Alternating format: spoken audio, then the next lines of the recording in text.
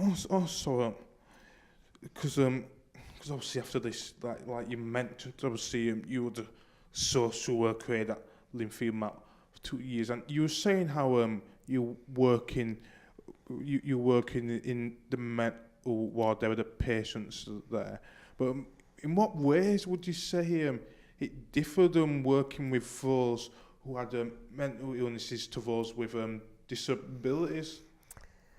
Well, that's a very good question, because I'm going back a long time when I was interviewed for the post of social worker aide.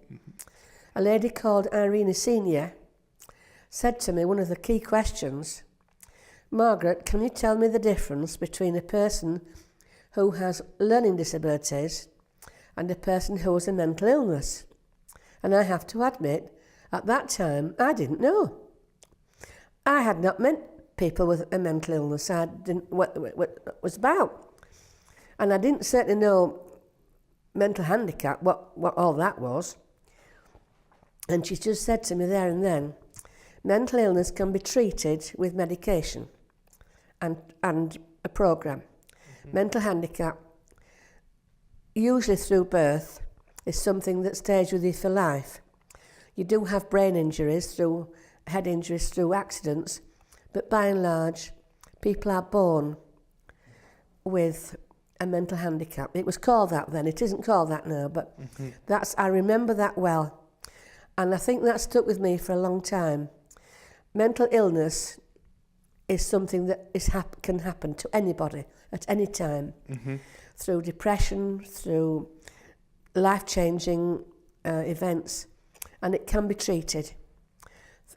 All sorts of different treatment, but it can be treated and people can come through it. Mental handicap, learning disabilities, is something that they have to learn to live with, the family has to learn to live with, and people who are working with them have got to do a full assessment of what's best for that person. That to me is the big difference. One you're born with, one it's an illness and it can be treated. That stuck with me. I don't know if it's of any help to anybody else. Okay. No, that was an interesting perspective on it. Yes, it was. If you want to disagree with that or ask me any questions, but that's how I feel. It makes sense when you think about it. Good. It's a very simple statement, but that's how I remember it, and that's going back a long time. That's Irene Senior. Has that name cropped up at all? Irene Senior? No, I don't think I've heard of her before. No, Irene. Because is that? So was Irene Senior you one of the workers at Linfield Mount? Irene Senior was an almoner. We're going back a long time now. What does an almoner mean? What's an almoner? Well, can I just have a drink? Okay.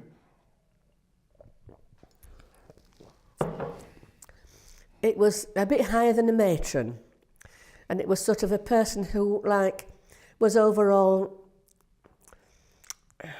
everything, really. On the caring side. I don't know the definition of an almoner. It doesn't exist these days, does it? But she was a person who saw herself as over all the staffing and things and people. So like the main overseer? Yes, that's a good word, yes. Yes, and she's still around, I think, is Irene. Okay. She worked at Bradford Royal then, but yes, she was quite involved in Linfield Mount.